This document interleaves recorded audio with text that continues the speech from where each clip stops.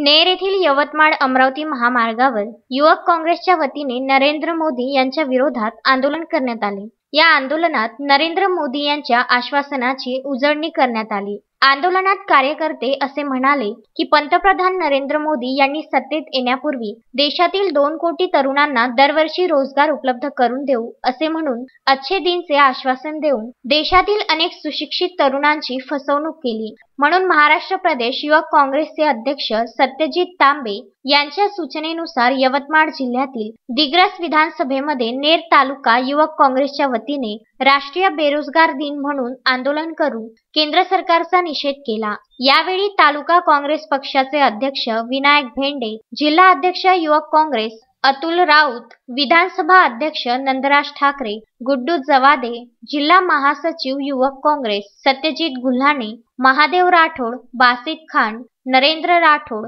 तालुका अध्यक्ष युवक काँग्रेस अजिंक्य म्हासाड, सागर तिमाने, विधानसभा उपाध्यक्ष दिवाकर इंगोले, पीयूष अजमिरे, राजू गजभिये इत्यादी कार्यकर्ते उपस्थित होते। या ठिकाणी पंतप्रधान नरेंद्र मोदी यांचा वाढदिवस आहे आणि तो युवक काँग्रेसने या ठिकाणी बेरोजगार दिवस म्हणून साजरा करण्याचा या ठिकाणी निश्चय केलेला आहे।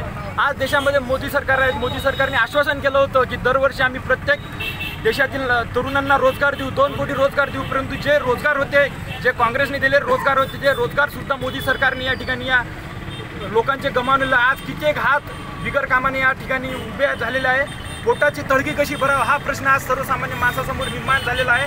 आज मोदी सरकार म्हणतात की तुम्ही पोकळे तळा, भजे तळा असं म्हणतात, परंतु आम्ही MBA BA जे डिग्री घेतल्या ते भजे आणि पोकळे तळण्यासाठी का? आमच्या पात्रतेनुसार प्रत्येक तरुणांना रोजगार मिळावा हेच या ठिकाणी आम्ही सांगतो। नवनाथ दरोई, विदर्भ न्यूज, नेर परसोपंत।